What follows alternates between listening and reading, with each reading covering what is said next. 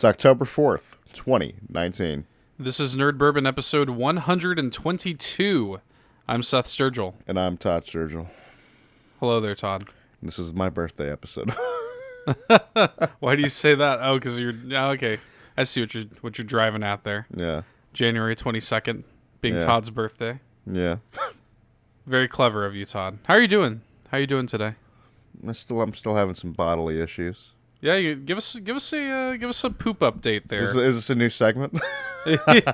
Until you're cured of your abdominal issues, give us a little poop update. What's going on? I'm now eating Activia. Now that's the yogurt, right? Yes. That's that Jamie Lee Curtis yogurt. Yeah, it helps you poop.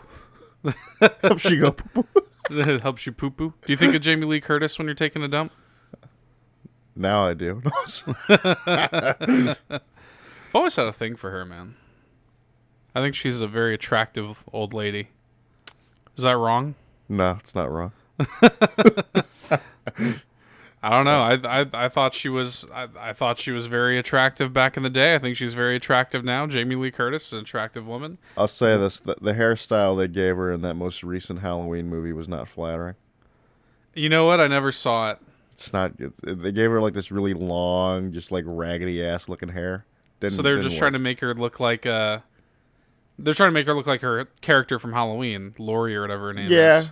Yeah. They try to make her look a little. What was the angle they played with it? Like she was sort of like mentally scarred from the events of the movies. Well, they basically, I don't know if you knew this, they actually kind of retcon the fact that she is his sister.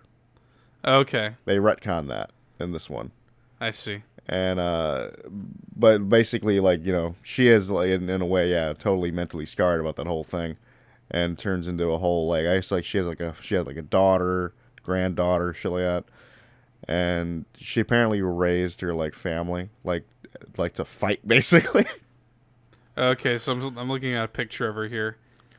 I don't think it looks that bad. Oh. I mean, like, it looks a little old womanish.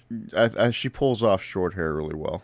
Yeah, the short hair looks a lot better. She looks much prettier with short hair, but I don't know. Like, that is the hairstyle that her character always had, you know, so. Yeah, these are the tangents that you all know and love at Nerd Bourbon over here. This is that old lady loving you come to know and love. Oh, Lord. All of your Activia needs there. You know what? Fun fact about Jamie Lee Curtis, she's a big WoW fan. Is that real? Is that real shit? That is real shit. She's a big WoW fan. In fact, I remember there was I saw a video of her.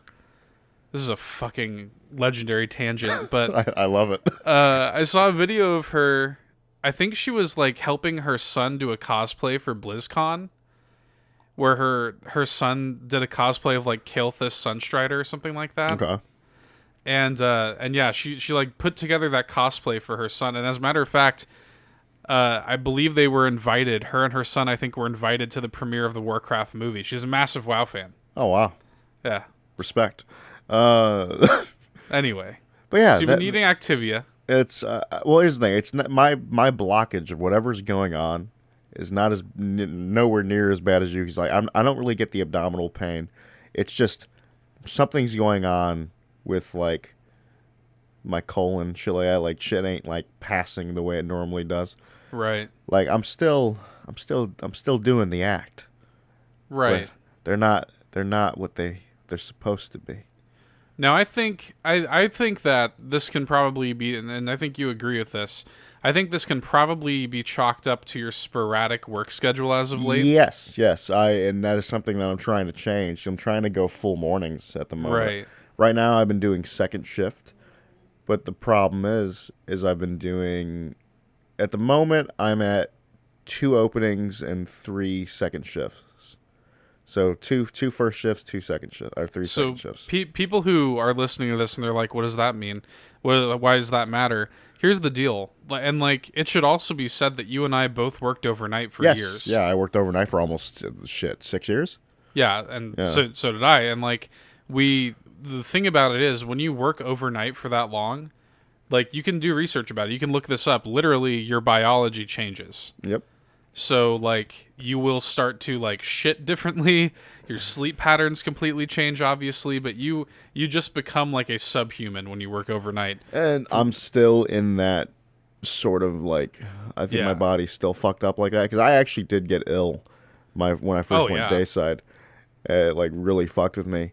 And right now I'm just trying to get to the point where I'm trying to just do one shift and one shift only. So I'm trying to get to mornings, and because I really really enjoy the 2 mornings that I do work. Yeah. So that is something I'm working for, and it does seem like that is in the cards. That is the goal. So I'm pretty happy about that. Like they're basically trying to like phase me out of closing.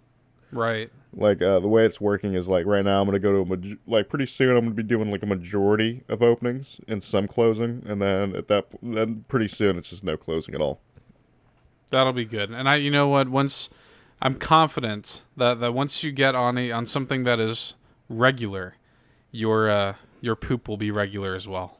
Yeah, and Activia will help with that. Not a sponsor. Activia. Anyway, all the poop talk out of the way. I did want to say something just really quick because I've been a busy bee this week. It's been a lot of sort of like preparations. I took care just literally minutes ago, got our hotel rooms booked and everything for PAX South and stuff like that. We're planning a trip to PAX South next January. That's January 17th through 19th. 2020. We're going to be there. It's going to be a good time. And another thing that I'm kind of trying to line up that I wanted to talk about on the show just real briefly. I'm trying to line up, so I'm working with a friend of ours that we actually have shouted out on the show before. Her name's Ivy. And she is I guess, professional kind of craft person. I don't really know how else to describe it. She does pins and like phone cases and a lot of crafty stuff and sells them online. And I kind of contacted her and I was like, hey, like I kind of am interested in doing pins to pass out at PAX for Nerd Bourbon. Mm-hmm. And she makes really high quality, like gold plated enamel pins. And she sort of helped me out a lot, gave me like the references that she used and gave me like pricing ideas and stuff like that. And I've actually commissioned her to actually design the pin for us. And she's already cranking out a design that Todd and I both like, and I'm still waiting on the sort of final draft of it, but yeah, we're getting the ball rolling for some Nerd Bourbon pins, the first kind of officially mass-produced, I guess, Nerd Bourbon merch, aside from these stickers that we had. I mean, those vinyl stickers. Do you still have those? Oh, yeah. I feel like we should pass those out for the fuck maybe of it we'll too, bring some of those. I think I have, like, because I did pass out a bunch of them to, like, friends. Yeah. But I think I still probably have, like, 30 of them. Probably pass some out until we get rid of them all, you know. So, right. So I think basically what I'm going to do is I'm going to make kind of Nerd Bourbon business cards, just sort of like having some links on there and letting people know what we're about, and I'm going to attach the pins to those. And they're going to be nice, high-quality pins, that, you know, enamel pins that you'll hopefully be proud to wear on your bag or hat or whatever. You know, I'm keeping one. Oh, of course, yeah. So, yeah, it's if you are a fan, if you're somebody who listens to this show regularly and you're going to be attending PAX South, definitely let me know, and I will make sure that you get some swag. We'll definitely be passing out some free stuff, because otherwise I think I'm just going to be passing shit out just like indiscriminately until we get rid of all of it. So yeah, just hit me up. Let me know if you're a fan and you want some free swag and you're going to be at PAX South. Definitely. That's actually something. Are we planning on getting shirts made for us to wear? I thought about it. I mean, it's possible. It's definitely possible. But because I technically have a shirt I could wear. You technically do. I don't know. I don't know how much how much of a shill I want to be, dude. Go full on, like just sit wear, there, just wear head like to toe it's Nerd dude, Bourbon merch. Just fucking a Nerd Bourbon hat, sunglasses. Well, you go the whole 9 yards, right? You get with the shirt, it's just a big old Nerd Bourbon on like the logo on the front, right? And then on the back, it's just all our fucking links. I don't know how stupid I want to get about it. It's, you know, this is such new territory for me. Like I made that shirt for you last Christmas as just sort of a Christmas gift, and I didn't know how that was going to go. I love it. Turned I don't wear it, but I love it. Yeah, it turned out well enough, but merch is such a scary thing, dude. like, because it's the kind of thing that you kind of have to like it's a slow burn. You know what I mean? Mm-hmm. That's why I'm starting this process now, even though PAX is like 3.5 months away. Ivy was like, dude, like, you really want to get the ball rolling on this ASAP, because it takes at least a month of lead time for production and the molds and everything like that. And then like by the time you get them shipped, and you want to make sure it's the quality that you want. Mm-hmm. So yeah, it's a process. So merch is scary, but this will be kind of the first mass-produced Nerd Bourbon merch available at PAX South. So definitely shoot us a line, either on Twitter or Facebook or email, if you want to get your hands on some of that and lock that down for yourself. So let me know. But other than that, Todd, as tradition dictates, we will begin the show with what you've been playing this week. Cue the music. Oh, Lord, no! Don't worry, guys. This one won't be as long as last week. This one won't be 30 minutes long? No, it won't be that long. But welcome to Monster Hunter Talk. Yes. With your host, the one true king. All right. It's a podcast within a podcast. It kind of is at this point. So what's been going on? What's been going on in your weekly journal? I've been leveling up the guiding lands, leveling up my master rank, and trying to get Tyler to do the optional quests, but he won't listen to me. He just doesn't want to do them? Well, again, this right here, because we're sitting there, we're fighting Black Veil Valhazak recently with Bree, and he's just like, oh man, I'm out of nullberries, and I'm like, just use the botanical garden. He's like, oh, I don't have them unlocked. I'm like, what? It's because you're garbage? I was like, what do you mean you don't have them unlocked? Oh, I just didn't unlock them with the quests. I'm like, what? You fucking garbage. Always be doing those optional quests, Brett. Well, here's the thing. You don't need to do all of them. Just do the ones that give you shit. Right. Do the ones that upgrade your shit. And I'm just like handing him, like, here, I have 300 of them. Here's 50 of them. Jesus. Like, I was like, disgusting. And it's the same thing. I was like, yeah, I got Rocksteady Mantle Plus. He's like, oh, how'd you get that? I'm like, the optional missions you don't do. So what is his big, like, why does he want to do them? I honestly don't know his like, why he doesn't do them. It's like, it's like, bro, you do investigations. Like, right. You do, I mean, maybe it's because he's trying to go after, like, certain monsters or something, but, like, it's just like, bro, they give you shit. It's like, why not do them? Right. Like, the moment I saw that there was a upgrade for the botanical garden in this game, I did it. And Iceborne, they actually upgraded it some more. Like, you instead of 3 slots, you get 4 slots. You get a 4th slot to cultivate shit. That's nice. And then you also can fit more in the botanical garden now. Like, it's like more spaces. And I was like, yeah, that's happening. Like, it's love. I basically cultivate everything that I need always now with the 4 slots. I don't actually have to switch anything out now, and I love it. Beautiful. It's the best. So, yeah, I've been doing that, leveling up the guiding lands, leveling up the master rank. Because the thing with master rank now is, like, you basically get to these caps. You got to do another quest. And at that point, the level cap for the guiding lands go up.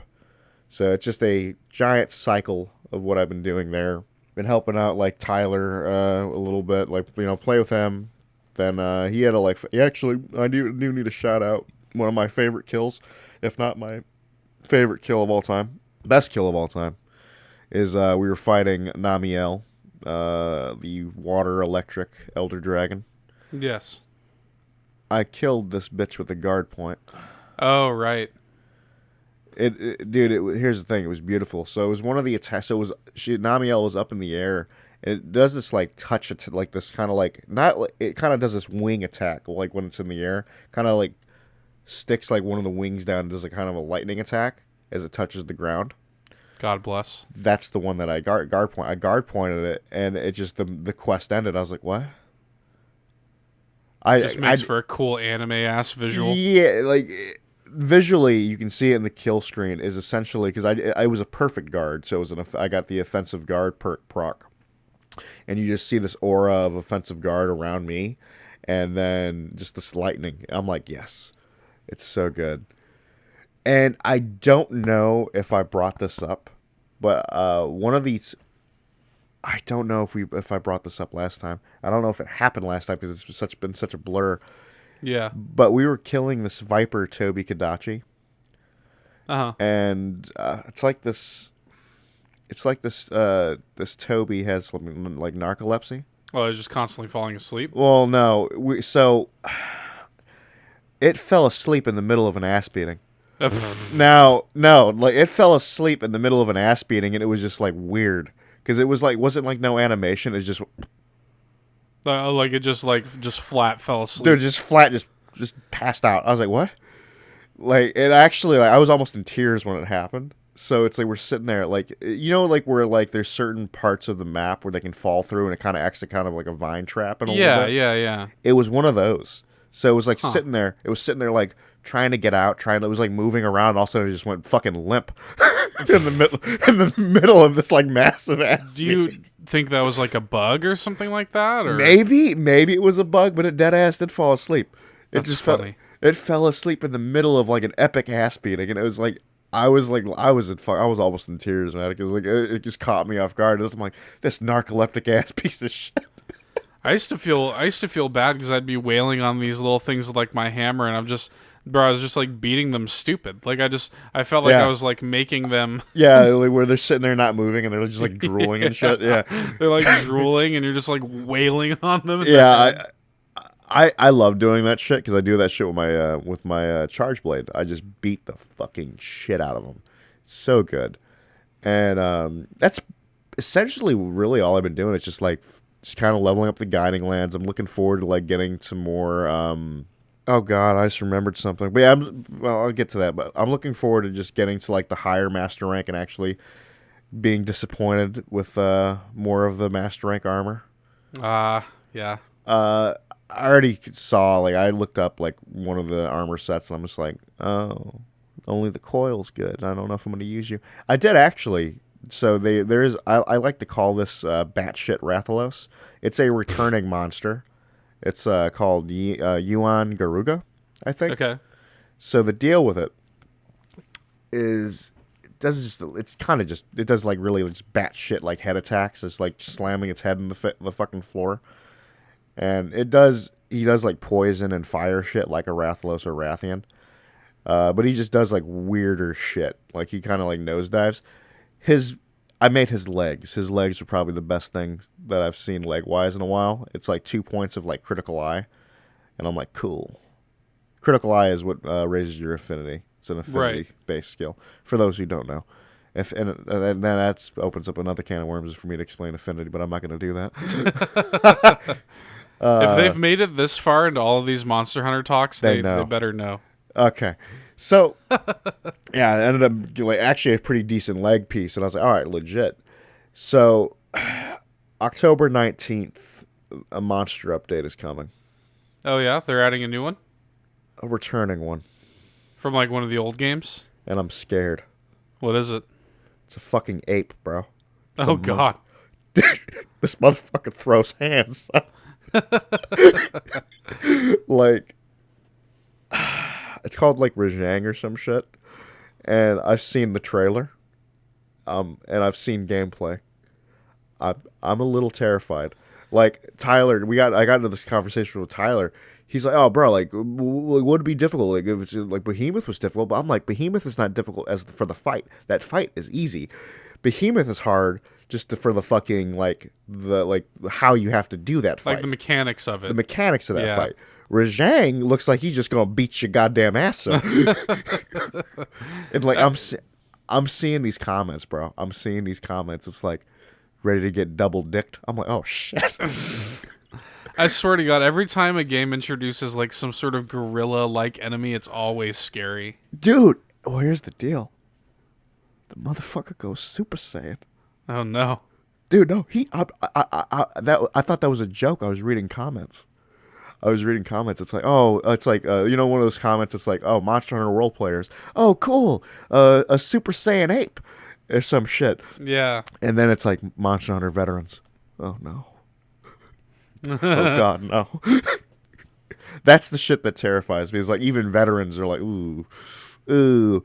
So, because dude, I've seen the gameplay. This man legit looks like he fucking can jump around up in the air, shoot energy blasts like a fucking Dragon Ball Z character. I'm looking at him right now. Yeah, he looks like he's like a combination of like an ape and a bull. Yeah, with the Yeah. horns. But he is straight more of a ape in my mind when he. Well, yeah, but it looks like he dead ass like he's on. He can stand on two legs and attack Dude, mostly like an ape. But dude, you see him throwing them fucking hands, dude, Yeah. quick as shit. But it looks like he can also do some sort of like bull like charges too. Yeah, dude, the man is not going to be fun, dude. The man looks, dude. Rajang looks fast, Yeah. like, and then he dead ass goes Super Saiyan, dead ass, like he has like his enraged fury mode. I see this, dude. Where like it goes yellow and everything. Yes, and I'm just like, bro, I didn't sign up for this ass beating. I didn't sign up to fight a goddamn Super Saiyan. All right, I'm a little terrified. That ought to be fun. Oh no, here's the thing. I'm looking forward to it. It is gonna be fun.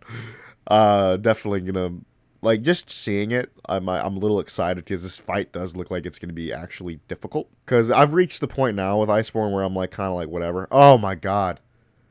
Here's somebody here says some real shit.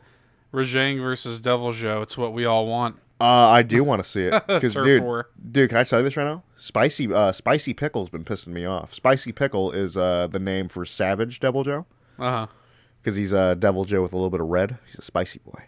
Now Spicy Boy is dead ass. Me and Tyler were doing an investigation, and this became one of the most infuriating investigations I've ever done in my life. It was a capture Shrieking Legiana, right? God bless. Let me tell you right now, we couldn't get a fucking hit in. This motherfucking Spicy Pickle took all our shit. He took all our dung pods and would not leave. That's 20 dung pods. This man took 20 hits of shit to his face. Jesus. And he did not give a fuck. We're just sitting there. Me and Tyler are just sitting there watching this poor Legiana getting its ass just fucking beat by this fucking Deviljho. Man. We're just sitting there like, it's killing her! It's killing her! Stop, he's already dead. Dude, and I think it's a capture, bro. Dude, I had to brave through like the animations to just get a trap down and hoping to God it would hit the Legiana, not the Deviljho. Did you end up doing it? Yes, we got it. That's good. And I told Tyler, I'm like, delete that quest. Delete it. May we never do that again. Well, it's like, dude, it's something, I don't know what the fuck's going on with like Spicy Deviljho, Spicy Pickle. That shit is just garbage, dude. The man is like the new Beetlejuice. Yeah. Like, it's just like, it's rough, dude. The next investigation we did, another fucking Spicy Pickle. That's annoying. Dude shows up, dead at. It was hilarious. We're fighting a Bonboro, and we had to fight a Bonboro, like that, like reindeer ass motherfucker, Right. and a Ebony Odogaron. And here's the funny thing: we're sitting there fighting the Bonboro, and just kind of fighting, and dude, then randomly, I'm pretty sure the fucking Spicy Pickle comes in with the Ebony Odogaron in its goddamn mouth. Oh God. We're just sitting there like, what the fuck is going on? I swear to God, everything last night when we were playing, me and Tyler were playing, was like everything acted so fucking weird. I even made the joke and Tyler was like laughing. I'm like, am I on the fucking Twilight Zone? What the fuck is going on right now? But yeah, that's been Monster Hunter World Talk, and you're going to get more of it every day for the foreseeable future. Well, guess what? You know what felt like the Twilight Zone to me, Todd? What? When we finished Borderlands 3 this week. Ooh, that's a good segue. Holy, dude! Dude, can I say this? I told Tyler, I was like, bro, when you beat it, we'll have a conversation. Whew. But I was disappointing is an understatement of what. Let's get right fucking into it, dude.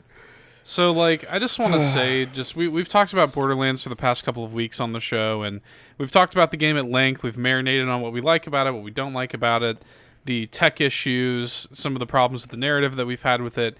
But I'll just say flat out that, like, Borderlands 3 has got the worst ending of any video game I've played in recent memory. Full stop.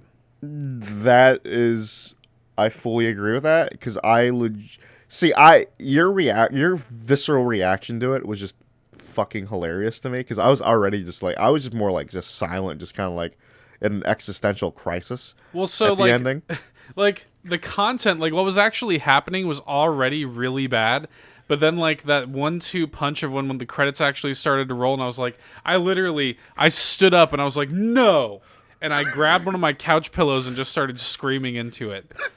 It was so fucking bad. I could not believe it. So I'm gonna talk full spoilers. This is full spoilers. But I say this. We'll say this one thing before we jump into spoilers. Ending's very disappointing. Gameplay's fun. Game's still a broken piece of shit though. But fuck this. Spoiler time. Let's go. I'm gonna include timestamps in the description for the kind of like spoiler talk. So I understand the game is still very new, but I feel like to talk about this accurately, I do sort of have to involve. You need to talk about spoilers. I do sort of have to involve what the content actually is. So full spoilers for the ending of Borderlands 3. Look for the timestamp in the episode description where you can skip through all of this if you do not want to be spoiled. Yeah, so essentially what happens is, and you can stop me if I'm misremembering something or if I've got something wrong. No, don't worry. I remember it like... So, so basically the plot of Borderlands 3, in essence, is kind of a race to the finish against the Calypso twins, stopping them from accessing the various vaults, killing the Vault Guardians, and absorbing their powers. Right? That's kind of the main plot. That's like the cliff note, yeah. That's the main. And it becomes kind of a globe-trotting adventure where you're going from planet to planet, vault to vault, and you're just kind of trying to stay one step ahead of the Calypso twins. And I actually like that structure. I think that's pretty cool. But then it becomes this thing where when we get to the end, it's like okay, like, you know, spoilers. You kill the Calypso twins, both of them. I don't think anybody didn't see that coming. And then we were kind of wondering, like, okay, when is Lilith going to get her powers back? Because early in the game, Lilith is drained of her powers. Yes. And, you know, because essentially Tyreen is like a rogue-ass siren, essentially, who drains the abilities of other sirens and Vault Guardians, apparently. And so early in the game, Lilith loses her powers, and you're kind of waiting for this moment. Okay, when is Lilith going to become the Firehawk again? Right? And so you kill Tyreen, and the moment finally happens, and it's cool. It's like a cool, triumphant moment of, all right, the Firehawk's back, you know? And then it's revealed that, like, oh shit, turns out that Pandora itself is a vault. Mm-hmm. And we thought that sort of killing Tyreen is going to, is kind of going to stop it from, like, capsizing and opening. Nope. Is that right? Yeah, that's exactly right. It's just, but that does not happen. But killing her did not stop it. So, apropos of nothing, Lilith, for some reason, thinks that, and I guess she's right, she thinks that performing a heroic sacrifice... Well, again, running into this whole bullshit where they're trying to make Ava a fucking character that somebody gives a shit about. The whole run into the fire fucking motif, you know, it's like, fuck you. But what was even? But did I miss something? Was there even any logic? Because to my memory, it basically looks like she's just like, hey, I'm just gonna fly at this planet and somehow save it. Yeah, well, she dead ass. She says that run into the fire bullshit again.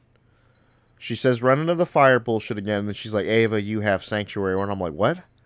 Why? What? That's where I was just like, wait, whoa. But narratively, it is never explained what it is she's actually doing. Just fucking using, I don't know, expending her fucking full siren power. I don't fucking know. She just flies off into the planet of Pandora, somehow saves it, leaving behind a gigantic Firehawk symbol. Already I'm pissed because it's like, all right, cool. Like, we've killed off 2 of the sirens. Both sirens from the first, two games. And it's why I made the joke, and I'm like, bro, I don't want them. I kind of don't want them to bring other characters because I don't like the way they're handling previous characters right now. This is to say nothing of the fact that, like, most of the new characters in this game are not that great.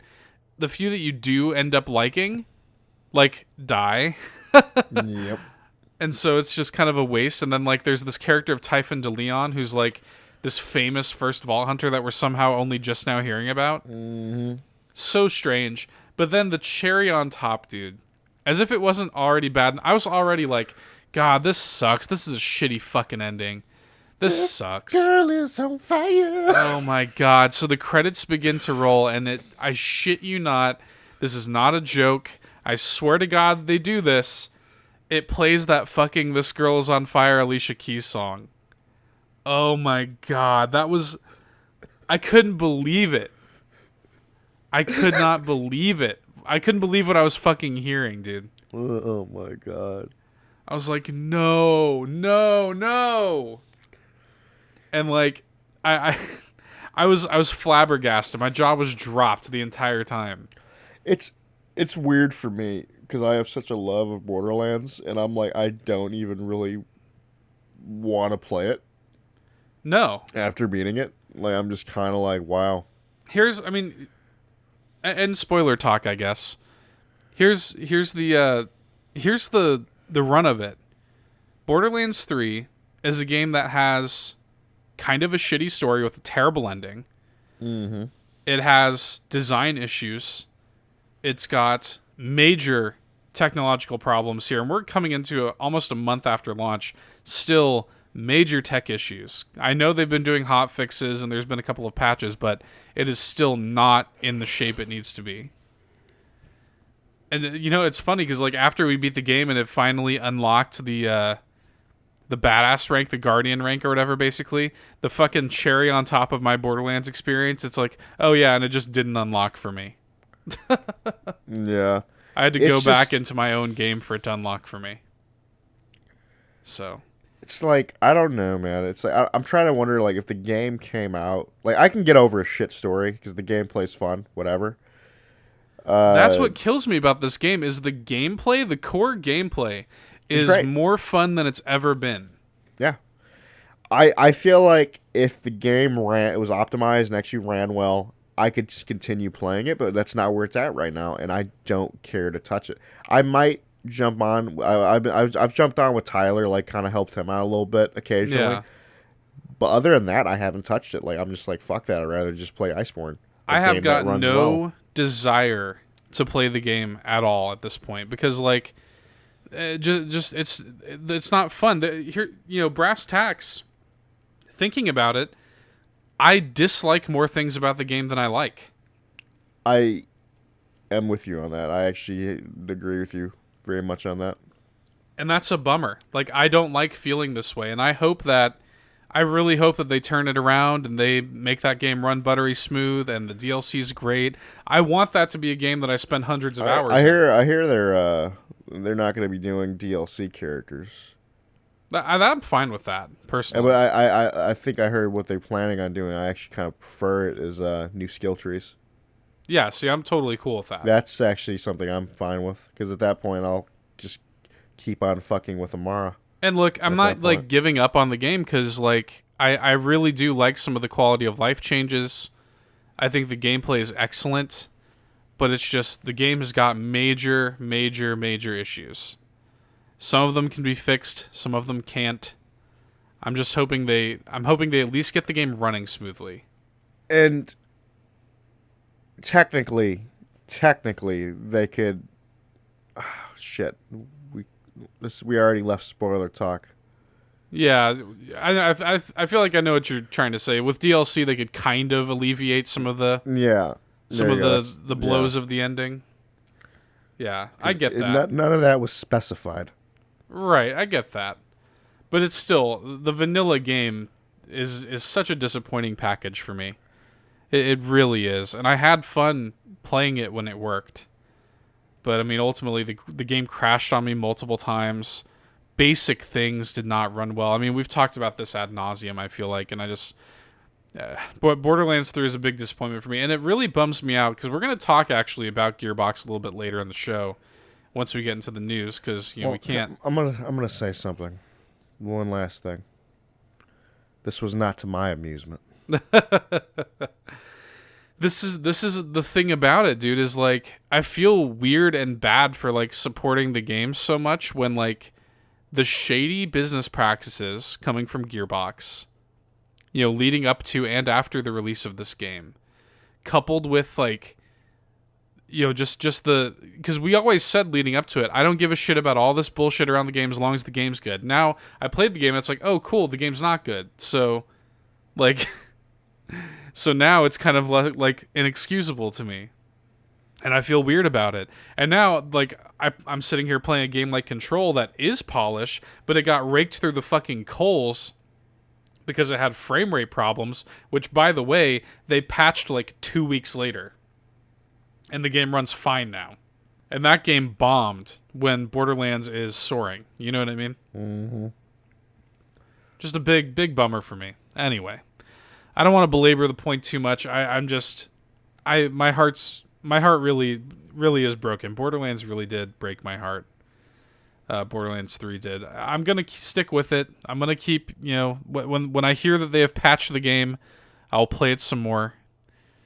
I'll certainly be checking out DLC, but I'm booty blasted right now.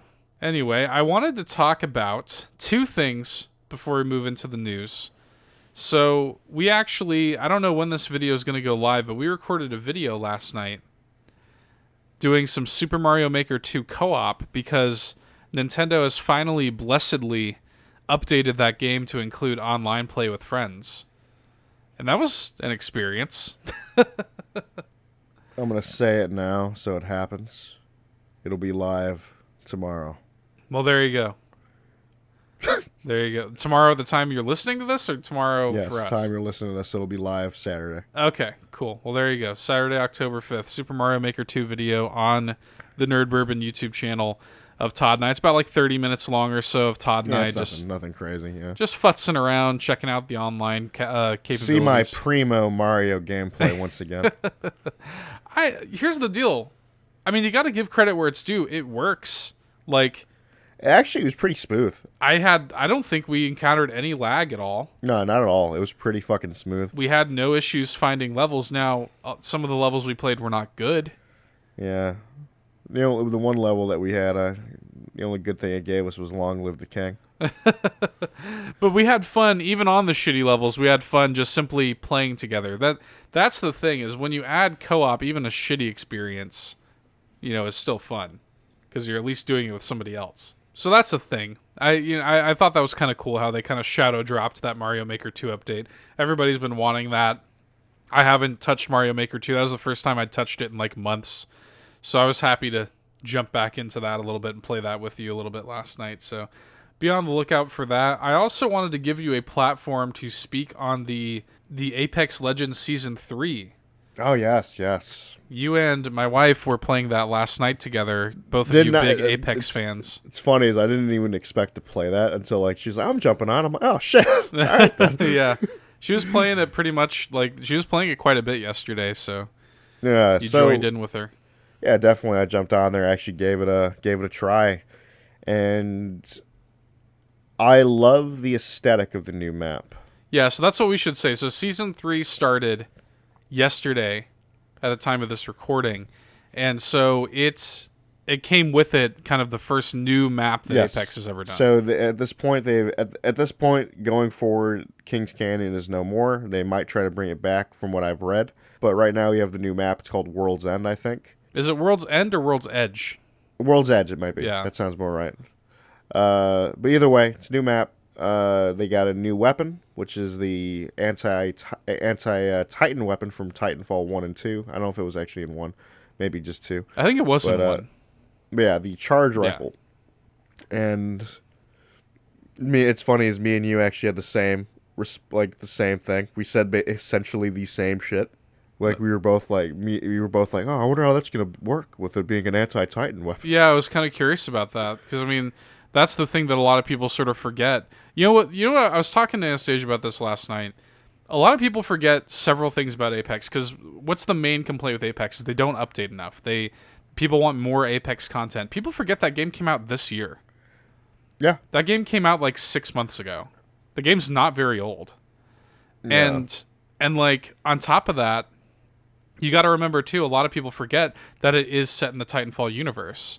Yes. So a lot of these guns that you guys are enjoying and stuff, and a lot of these quote-unquote new weapons first appeared in the Titanfall games. Yeah, that's always like, as a fan of Titanfall, it's actually interesting to play Apex and Yeah, see how certain weapons play differently exactly. versus like the actual game. Because it's like fucking Titanfall 2. Love the Mozambique. Love it. Hate it in Hate it in Apex. Apex. Yeah. Garbage in Apex. But like, so it's actually funny is the charge rifle is actually my main anti-Titan weapon, if I remember correctly, and Titanfall 2. But I'm gonna get into that weapon a little later on. I want to like kind of backtrack, talk about so with more of the season 3 stuff is like with the season 3 stuff, you got the new map, you got the new character of Crypto, which is a new tracker. The super dog. So the thing with Crypto, from what I can tell, is he's kind of he's a weird sort of tracker. He's not as like active as Bloodhound because a lot of his tracking involves him piloting a drone. Right. So like he kind of has to find a place to, a little hidey hole and like fucking shoot out that drone. I mean, you can scout ahead with it. I respect that. But I'm wondering how he's going to play with like other with like certain squads because I just feel like he's not going to be as active as Bloodhound. I Yeah. wonder. Maybe I would have to play him myself. I do plan on unlocking him, but I don't know for sure how his shit shows on the HUD for his squad mates. That's something I would like to see.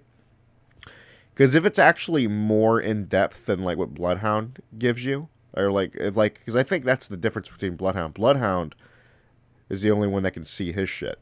Right. So I think with Crypto, everyone can see what the drone sees, I think. Okay. Like, I think that's yeah. right.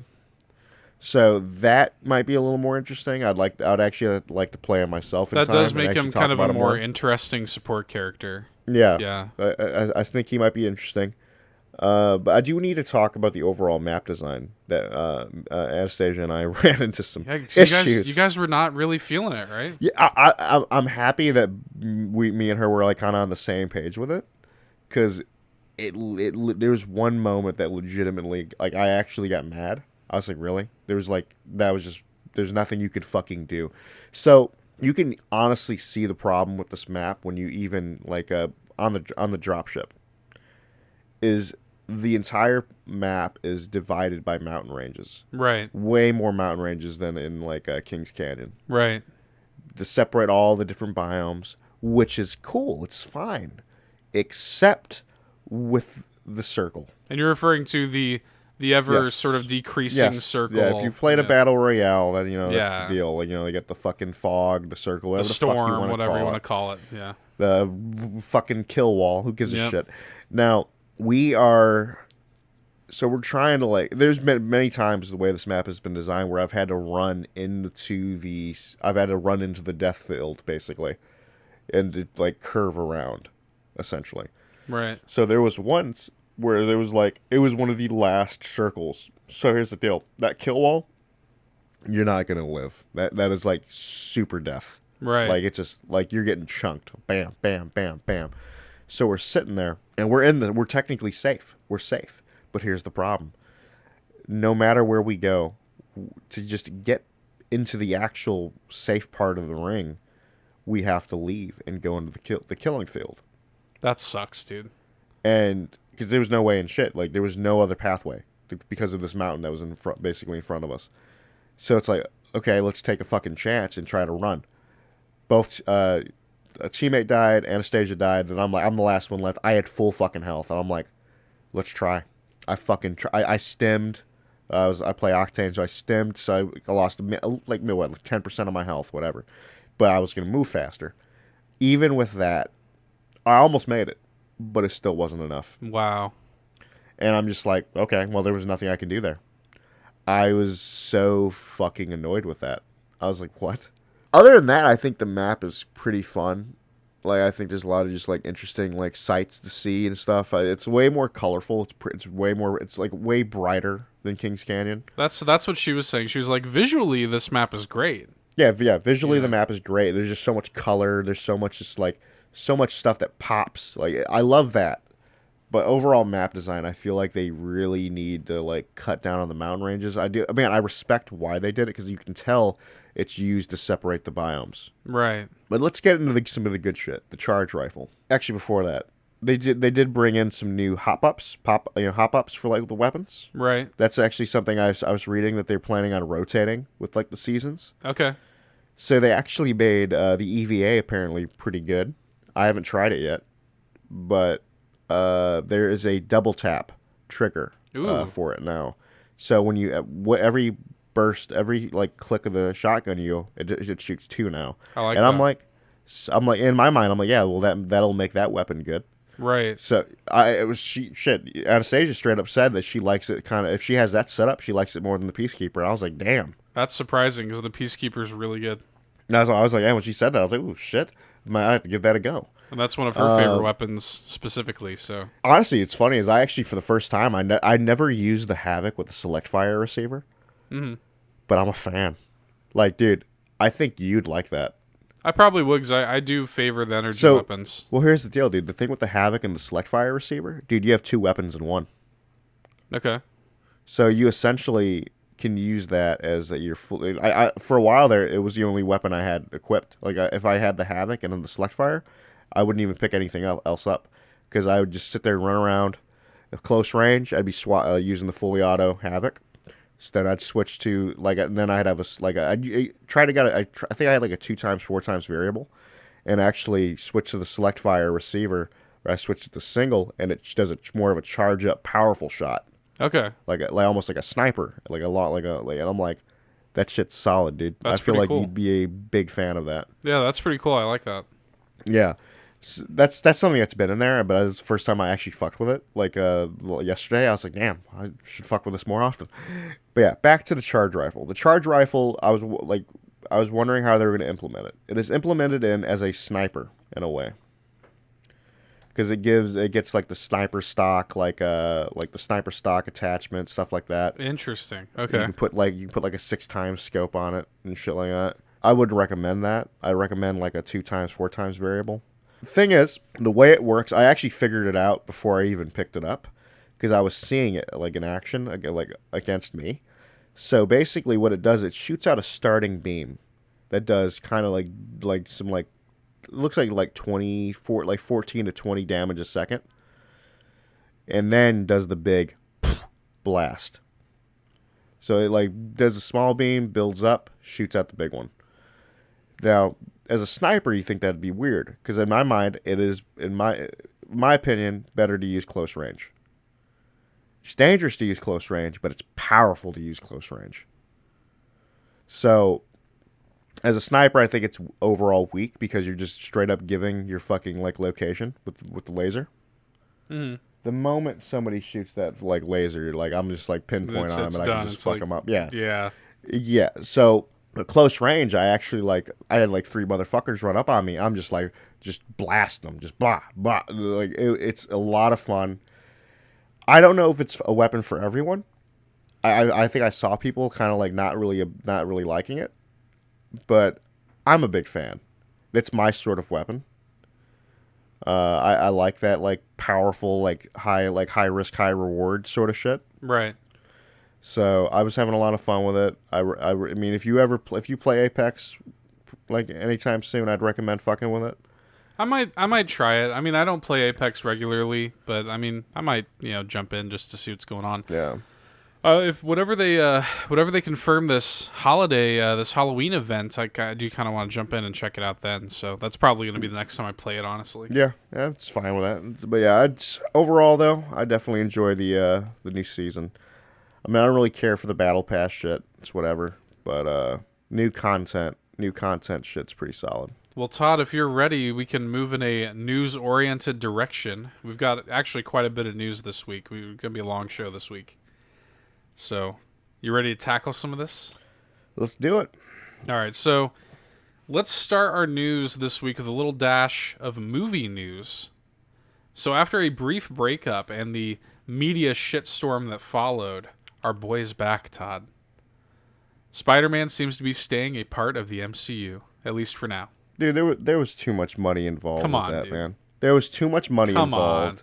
And there was going to be too much outcry. Yeah. Either way, they had to figure something out. This was going to happen regardless. So earlier this week, it was agreed upon that Disney, Marvel, and in fact Kevin Feige, who I guess that was a big, like all the rumors were like, oh, they don't want Kevin Feige involved or whatever, but he's going to produce a third MCU Spider-Man film with Tom Holland. No specifics of the new deal have been made public, but the rumor is that Disney and Marvel's share of the film's profits are now 25%, up from 5%. I think that's all they mainly wanted. They just wanted a little more, like, a little more. I want to wet their beak a little more. Yeah. The rumors were that they wanted 50-50. Damn. Okay, that's Back in the original kind of talks of this, but now it seems like, again, this is all hearsay. We don't know if any of this is true, but now it seems like they will have 25% of the film's profits, and Disney will still retain the merchandising rights from the original deal. So, and it's important to note here that, from what we understand, in return, Spider-Man will return for one more MCU film with the potential for further negotiations down the road for future films. So this does not necessarily mean that you got Tom Holland locked in for a fucking 9-picture deal. You for sure are going to get one more Spider-Man movie, but I'm going to be honest, I kind of wonder if Disney's going to just like write him out. Mm-hmm. I'm a little curious if they're just going to be like, hey, third Spider-Man movie, let's wrap up this Tom Holland story and call it a day. You made a terrible thing. You said a terrible thing. Just have him like get fucking killed by like Craven or something. Just have Craven literally kill his ass. I was like, ooh, fuck. Mount his head on a pike. That'd be some shit. No, I honestly though, I wonder where this is gonna go, because I think the thing that both parties have to understand is like, no matter what deal anybody's getting, this is a very fortuitous partnership. Like, this is a very lucrative partnership regardless of what's going on. Yeah, I don't know, like, they stand to make way more money keeping Tom Holland in the MCU. Like, Spider-Man in general in the MCU. Far From Home is the highest grossing Sony-produced film ever. Yeah. Ever. That movie made over $1 billion. That's fuck you money. Well, here's the thing. As much as I love Into the Spider-Verse, like, the MCU, that shit makes money. Yeah, no, don't get me wrong. Like, I love Into the Spider-Verse. That was fucking... Into the Spider-Verse is one of my favorite movies of all time. Yeah, exactly. But, like, these movies are the ones that are making money. These MCU movies are, like it or not, what Disney and Marvel are doing with the MCU, this is the stuff that is bringing in the bread. So I think Sony kind of owes it to themselves to play ball, even though they feel like they don't have to. They sort of feel like they're walking on cloud nine because they've got these Spider-Verse movies in development. They've got a Venom sequel with Andy Serkis kind of like blazing a new trail and stuff, and that's all fine. But like, you also hear some of this other bullshit that they have. Like, I heard they're doing like a Madam Web movie or something like that. They still talk about doing a Morbius, right? Yeah, I think that movie's actually like been shot. I think it's in like post-production now. It's coming out like next year. Yeah, so I just don't know how that's like the movies that they're making are just like weird. So I'm just like, I think you guys really should play ball. I'm not saying that you should let Disney bully you. Like, they have a valuable IP in Spider-Man, and I think they need to understand their own value, but at the same time, I don't think they can afford to not play ball with what, like, don't ruin a good thing, It's everybody's enjoying what's going on with Tom Holland and Spider-Man and stuff, and these movies are making money, so let them keep making money. That's my perspective on it. Mm-hmm. Anyway, that was really the only movie-related news I have. Let's get into the video game stuff. So, we've got some sad news in the world of gaming this week, as it was announced that developer Alpha Dream, who is most notably known for the Mario and Luigi RPG series, is filing for bankruptcy. The studio has been around for nearly 20 years, and it's responsible for some truly great Mario and Luigi games like Superstar Saga, Partners in Time, back on like the GBA and the DS. But lately, Nintendo has kind of relegated them to doing remakes of their past games. I think their last couple of games, I think, were actually just Mario and Luigi remakes for 3DS. And the ends just have not been meeting. The studio was actually posting a 400 million yen debt. That's about 3.7 million US dollars. So, pretty significant debt for a small studio. Keep in mind that Alpha Dream employed around 50 people, so relatively small. And we certainly wish them all the best. Hope everybody lands on their feet. That was sad to see, because I really do. I don't know if you ever played any of those games, but the Mario and Luigi RPG, they were pretty good. Pretty special. I never touched them. Like, Superstar Saga in particular is, like, excellent. Like, really, really good. And it kind of went downhill. I really liked Partners in Time, Bowser's Inside Story, and stuff like that. And then they did like a crossover with Paper Mario that wasn't that great, and the 3DS one was just okay. But so they've kind of been petering off a little bit, but it's still sad to see them close, because again, the studio's got so much history. So I wish them all the best. I wanted to talk about this. So this is something that we've kind of known in the ether for a little while now, but we haven't reported on the show yet because, quite frankly, I thought it was going to be a known quantity by now. But given that it still has not been officially announced, I feel like I have to report on it. So we have reason to believe that the next game in the Batman Arkham series is imminent. We didn't really get a chance to talk about this because I think the fans were kind of expecting this to get announced during State of Play last week, and it wasn't. So now it's kind of like, all right, when's Batman coming? Because we know it's coming. So many signs point to this next entry being made not by Rocksteady, but by WB Montreal, makers of 2013's underrated Batman Arkham Origins. I don't know if I played that one. It's really good. It's like, if I played it, I didn't beat it.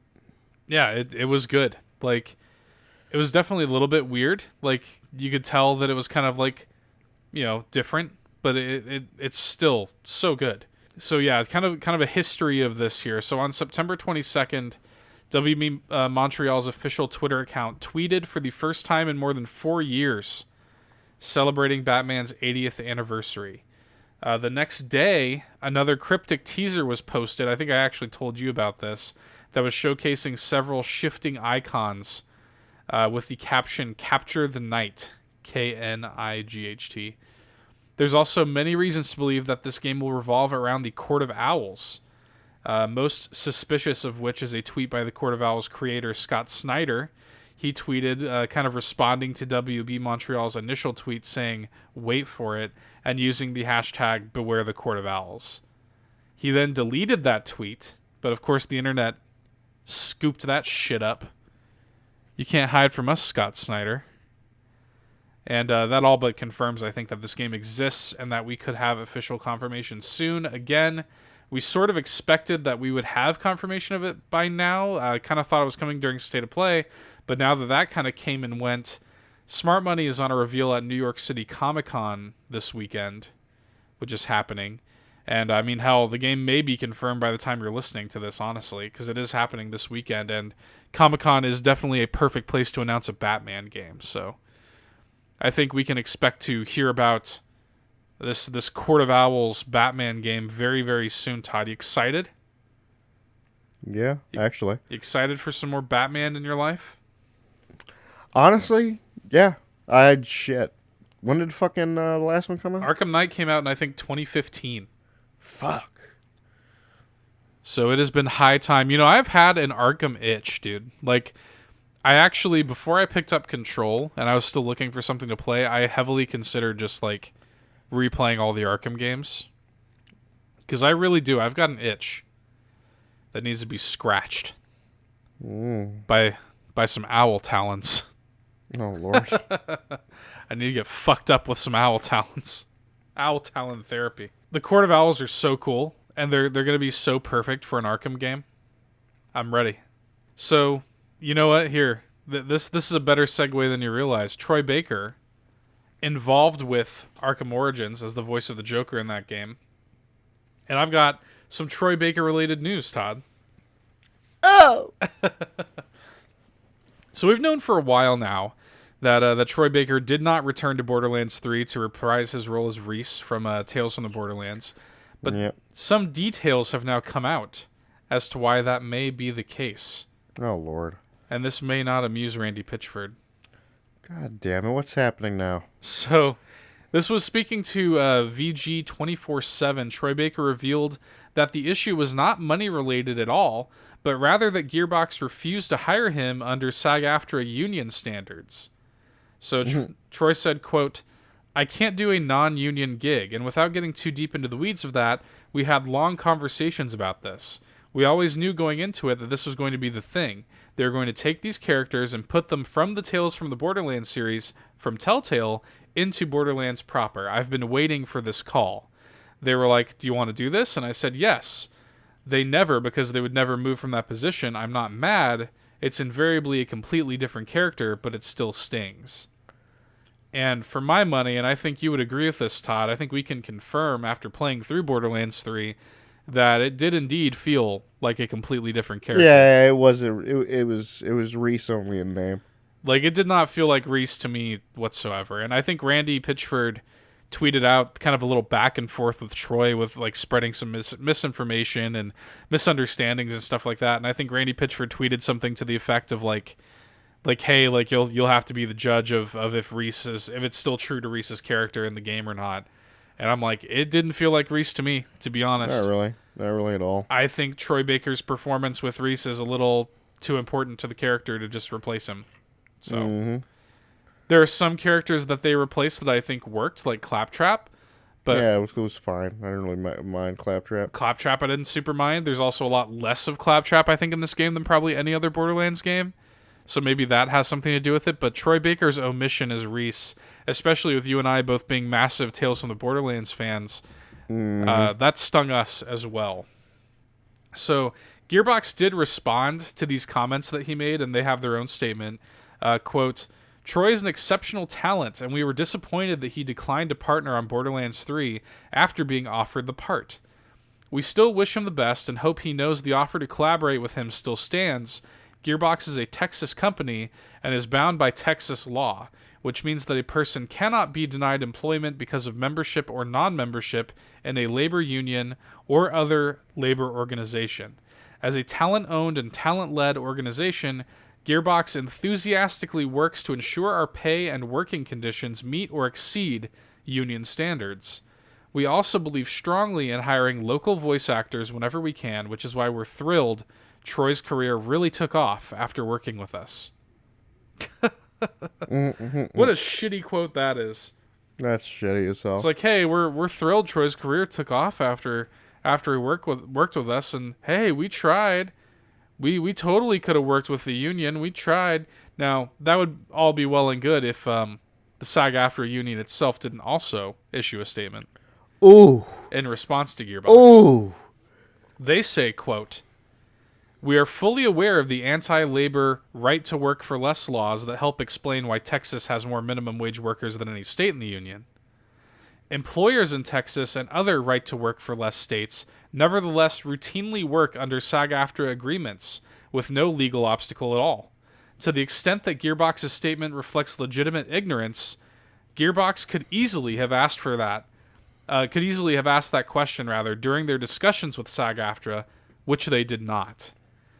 If indeed Gearbox meets or exceeds our contract standards in their treatment of performance, which we highly doubt, it would have cost them nothing to sign the union's agreement and retain the original cast of their game. While SAG-AFTRA does not comment on member discipline matters, we observed that SAG-AFTRA members who work for certain non-union employers not only deprive themselves of the benefits of a union agreement, they lower the standards for all of their peers and facilitate the abuse and exploitation of performers." So basically they said, look, if Gearbox wanted to play ball, they could have played ball. And it would have cost them nothing to do so. If they wanted to even put forth the most base effort, and if they really were so willing to comply with union standards, they could have done so, and they chose not to. God damn it. And the most likely reason that they chose not to is because they probably don't actually meet union standards, despite the fact that they say they do. So, yeah. That's all hearsay, I suppose, but that's the statements that we have for the story. Now, this is, Troy said again here in the quote that he's like, look, I can't do a non-union gig. And that's because of something that SAG-AFTRA said later, where it's like, hey, if you're going to work for a non-union employer, not only are you depriving yourselves of our union benefits, but you're lowering the value of your peers, Yeah. Yeah. So it wasn't a money issue for Troy. It's more on principle. It's on principle, and it's like, hey, Yeah. I have to do this for myself and my peers, and we have to know our worth, and that's why we're a part of this union. And I can't go against that. So I respect his decision. It's a shame that Gearbox didn't want to work with him. Mm-hmm. So Randy Pitchford, I am not amused. This is the second time we've said something like that. As a matter of fact, I feel like I've just got a negative Gearbox star. I mean, there's been so much crap going around over the past year or so about Gearbox. It just never ceases to amaze me. So anyway, that's that. Let's move into a PlayStation-oriented direction, Todd. Something a little more lighthearted, I suppose. Although this news is exciting to me, it's kind of got some people in a funk. So when Naughty Dog's The Last of Us Part 2 launches on PS4 next February, it will do so without any sort of multiplayer component. Did you hear about this? I did not, but it's whatever.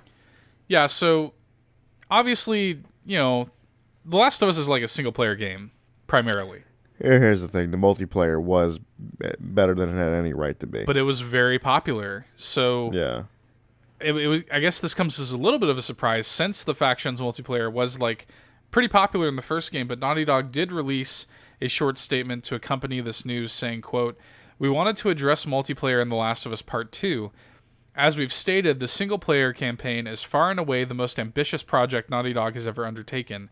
Likewise, as development began on the evolution of our Factions mode from The Last of Us Part 1, the vision of the team grew beyond an additional mode that could be included with our enormous single-player campaign." By the way, this is just an aside for me. This is not part of the quote. The single-player campaign is going to be on 2 discs. So, this is going to be a big fucking game. Back to the quote, though. "Wanting to support both visions, we made the difficult choice that The Last of Us Part 2 would not include an online mode. However, you will eventually experience the fruits of our team's online ambition, but not as part of The Last of Us Part 2. When and where it will be released is still to be determined, but rest assured, we are as big a fan of Factions as the rest of our community." Oh, shit. They're going to come out with its own standalone sort of thing. And we are excited to share more when it's ready. So yeah, I think Factions multiplayer is probably going to come out as a standalone thing, which I think actually makes more sense. Yeah, I respect that, actually. I think that'd be the way to do it. I mean, you gotta think about it. For Sony to have a high quality PS4, PS5 exclusive multiplayer kind of game, they could bring that out and make it free to play. Put that out as a free to play multiplayer experience. I'll fuck with it. You know what I mean? Mm-hmm. Like that would actually be really cool to have The Last of Us Factions as a separate application. Multiplayer, a deep, robust multiplayer experience that's free to play. I think that would be so smart for Sony to have something like that in their wheel. They don't super have anything like that in their wheelhouse. Give these people... Xbox is kind of diving into that with, what's it called? That new game from Ninja Theory, that character brawler. I forget what it's called. Is that out? No, it's not out, but I'm saying that Xbox is starting to do kind of, hey, come to us for these exclusive multiplayer experiences. I think PlayStation needs to come back. Bleeding Edge, by the way. Bleeding Edge, that's it. Yeah. So I think this could be an excellent tit for tat on Sony's part. But yeah, that game is going to be so fucking huge, dude. The only other game that I can think of that's on 2 Blu-rays is Red Dead Redemption 2. But that game, by the way, that game single player, I know about how enormous that is, and you can vouch for that. But also that had multiplayer as well on the Blu-rays. So yeah. The fact that The Last of Us is on 2 without multiplayer, that game's going to be fucking massive. That game is going to be huge. So yeah, as if I couldn't be more hyped about that game. Some more PlayStation news for you, Todd. This was actually exciting to me. I talked about this recently, PlayStation Now. So Sony's PlayStation Now service has just seen some pretty major improvements. For starters, the cost of it has been cut in half from $19.99 per month to $9.99 per month, which is much more in line with the competition. And as a matter of fact, A yearly subscription to PS Now will now cost $59.99, which is actually very reasonable when you think about it. It's effectively coming out to about $5 a month if you buy a year. In addition to this, Sony is committing to adding bigger titles to the service, starting by adding GTA 5, God of War, Infamous Second Son, and Uncharted 4 from now until January. And they say that marquee Sony titles will be added to the service with a monthly cadence. So basically, PS Now is half as expensive, and if you buy a year, it's actually really fucking cheap. It's actually even cheaper than Game Pass at that point. And you are going to have access to better games on PS Now moving forward. So I think that's a huge win. I actually was shocked at how well PS Now worked for me when I played through Sly 2 in its entirety. So I'm not going to lie, I look at this and I'm like, $60 for a year of PS Now is not that bad. And by the way, with the PS4 games, you can actually download them to your system. Like, you don't need to stream them. You can just download them and play them like you normally would. So that's actually a pretty sweet deal when you think about it. $60 a year to access all that shit. And you got to imagine they're going to start adding games like Spider-Man and stuff like that. These games that are well worth that. I mean, by the way, any and all of these games, GTA 5, God of War, Second Son, Uncharted 4, if I paid $60 and I had access to those games, I'd be cool with that. That's worth it to me. So I'm pretty. So you think this is something you might see yourself fucking with? No. You have no interest? No. You still. So here's the deal. What's the difference between this and Game Pass for you? Is it just the quality of what's on there? Yes. Okay. I will say, when I wish that they had a better solution for PS3 titles. That's my only misgiving with PS Now. If they had it to where I could actually download PS3 titles and play them, I would be on board for this. I would pony up the $60 right now. Because they've got a lot of great PS3 games on there that I would love to replay, and I have to stream them. Now, the streaming, like I said, works better than it has any right to, but it would still be really nice if I could just download it to my console like I can with the PS4 games.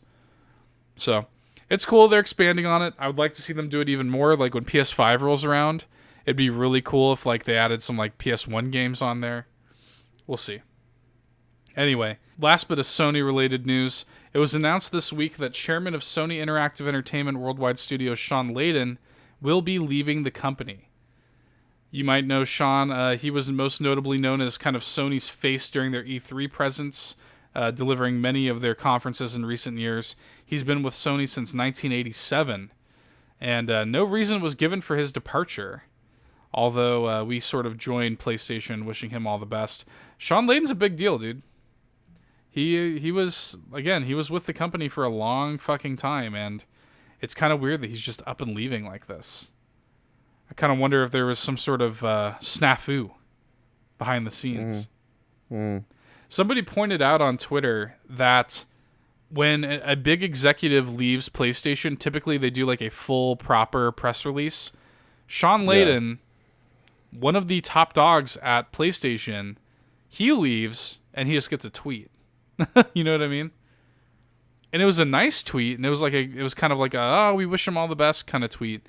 But like it was not a full press release. So could this be an implication that something fishy is afoot with him? Did he like get fired? Was it a dirty breakup? Yeah. It's interesting. I wonder where he's headed to next. I would not be shocked to see him stay in the gaming space, because I feel like he's an important figure, dude. He was a big deal for Sony. That was the dude that was up there delivering the E3 press conferences for years. So yeah, yep. You know.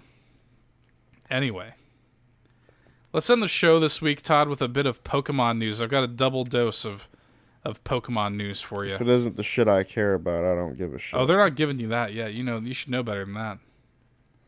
You should know better than that. It's all I fucking want. Now, I will say, before I get into this, it's October now, dude. So, Pokemon Sword and Shield are coming out in about a month and change, right? I'm telling you, they have got to, at some point this month, they must do a Pokemon Direct specifically for Pokemon Sword and Shield, wherein they reveal, finally, the starter evolutions. They've got to do that. I think that's going to happen at some point this month. So, and that's when they'll turn on like pre-orders finally for it, digitally and stuff like that. But that has to happen. So I do think by the time October is over, we will know finally the starter evolutions. But I'm not talking about that immediately. What I want to start off with Pokemon news here, Todd, is that hot off the heels of Ash's Pokemon League victory in the Pokemon anime, details of the next season have now been revealed. Oh no, what's going on? So they're redesigning Ash again. So they've kind of made this point of like, okay, like just because he won the Pokemon League doesn't necessarily make him a Pokemon Master. So he is still going to kind of be the protagonist. But this new series kind of sees him doing like some globetrotting. So it seems like it's going to take place in many different regions. And he is not going to be the only protagonist. Okay. So Ash is, of course, still joined by Pikachu, but there's a brand new character now who is billed as a second protagonist. And this new character's name is, I guess Go? At least in Japan. I don't know if they're going to change that for the American version. But in Japan, his name is Go, I guess. And his partner is actually a Score Bunny. Yeah, I'm looking at this right now. I actually do prefer the redesign of Ash versus the last series. Yes, I do too. So, and, you know, both of the protagonists are seen holding these kind of like new smartphone-like Pokedexes, and the overall theme of the series seems to be like world travel. And you see the key art there has a bunch of different like landmarks and different Pokemon from the various regions. So, it sounds kind of cool. Its first episode is airing on November 17th with an hour-long special. So, I guess we won't have to wait long to find out what the deal is. Oh, I guess they're straight implying that Go is from the Galar region. It seems that way because, again, he's got the Score Bunny and everything. So I feel like we are going to see quite a bit of the Galar region in this. Interesting tidbit. The Japanese voice actor is the same voice actor of Izuku from My Hero. Oh, yeah? Oh, yeah. That's cool. That's what I'm reading here. I'm just like reading this shit right now. That's pretty cool. So yeah, I guess we'll see what's going on. I'm, you know, it's funny because I don't even watch this anime, but I am kind of interested in it. The idea of it, I like. I think it's gonna be. I haven't watched fucking Pokemon in like God knows how long. Oh, dude, it's been so long since I've given a shit. I did watch that episode where he came in second place. Like a few years back. Yeah. I did check that out because I just wanted to see. I was like, I kind of want to see him win. I kind of do too, and I kind of want to check out this new series. I don't know, like maybe this will be a bridge to get back into the Pokemon anime. For fuck's sake, I don't know. Might be. Anyway, but I do want to end the show. You know, keeping with the Pokemon theme, we do have. You know, the trickle of Pokemon Sword and Shield news does just keep flowing, Todd. Even though it's not what you want to hear yet, there is a lot of news that just keeps coming, and that shows no signs of stopping now that the game is close. So, actually, Pokemon Sword and Shield is now the subject of Game Informer's latest cover story, and a lot of interesting new details have come out as a result. After some fan speculation, it has been confirmed that autosave has been fully implemented into the game. So, some fans have kind of like preemptively began bitching about this because such a huge part of Pokemon is like, you know, you can encounter that big legendary monster and you want to save scum right before it, you know? Yeah. So fans are bitching, but don't be worried. You can actually completely disable the autosave if you choose. They did confirm that. Which I'm going to be real, I'm probably going to turn it off. I'm not. Oh, yeah? Because I'm a fucking idiot. You motherfucker, you seen how I play games? Yeah, but what happens if you fuck up like trying to do a legendary Pokemon and you can't, you know, just autosaves and you can't redo it? I've had the same shit happen where I didn't save and I lost hours. That's fair. I'm turning it off. I'm so OCD, like typical Virgo ass. I save all the time anyway. The fuck did you just say? I'm a typical Virgo. I'm fucking Kill OCD. yourself. Oh, dude, come on. You gotta at least know that that's a typical Virgo thing. I am a Virgo. Don't bring up that trash in my Bro, presence. I don't buy into it. I'm just saying that I do fall in line with its bullshit. It's just they're just facts. So anyway, didn't come as a big surprise. So after they removed HMs in Pokemon Sun and Moon, they did confirm that HMs are not returning in Sword and Shield. So they're not kind of going back to that. Game Freak says that this decision was strengthened to give more players more freedom in the open wild area that's in the game. So yeah, HMs are still staying gone, which I think is a good thing. That was honestly one of my favorite things about Sun and Moon. So I was happy to hear that.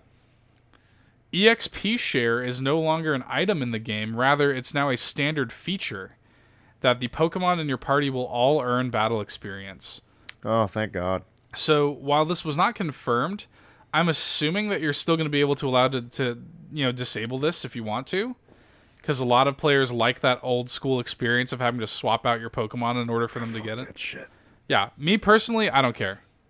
Fuck that shit. Yeah, dude, like me personally, I'm like, level up my whole party. I don't give a fuck. You know? I shouldn't be punished for using my starter only type of shit. Right. Which is, I think, I think most casual Pokemon fans do primarily just use their starter or whoever it is at the front of their team. So a lot of these decisions are made to appease casual fans, and that's fine as long as the option to disable it is there for the hardcore. And I think it probably will be. So this is really interesting. So they revealed that the game features 18 gyms, which are divided into major leagues and minor leagues. So this kind of seems like there may finally be a gym for every type in the game, which would be really cool to see. And they went on to say that the gyms that are associated with which leagues are going to vary depending on the version of the game you're playing. So, in other words, because you're getting Pokemon Shield, that Ghost type gym leader, he's going to be a major league gym leader, right? Whereas the corresponding Ghost type in my game might be a minor league gym leader. You know what I mean? I respect that. Okay, that's cool. So yeah, so there's gonna be differences like that depending on which version of the game you're playing. I'm curious how this is gonna work. So does that mean that I just have to do the core 9 major league gyms to beat the game, and the minor leagues are like optional, or do you have to go through all 18? I don't know. Either way, that's really cool because there have been certain Pokemon types that have not had any gym leader representation. Like for example, I don't think there's ever been a dark type gym leader, and a lot of people would really like to see that. That's really interesting. I'm going to be really fascinated to see how that works. This was the most exciting thing, and I'll end the show with this. I'll end my Pokemon news bit here with this. No details were really given on this, but Game Freak says that Sword and Shield has systems in place to ensure that even Pokemon that you catch early in the game will remain viable throughout the game for competitive play. So this is in an effort to make you feel more connected to your Pokemon and de-emphasize mechanics like breeding. So this kind of plays into what I was thinking with how Farfetch'd evolves into Sirfetch'd. Like, you remember I was kind of spitballing, like, hey, maybe it's like you have to kill, like, maybe the game tracks how many fights you've won with Farfetch'd without fainting or whatever, and maybe that unlocks like his ability to evolve or whatever. I'm wondering if the game tracks like a lot of stats like that, and if the game has mechanics in place to really incentivize you growing your Pokemon versus like I just want to breed the perfect little Poke Bastard.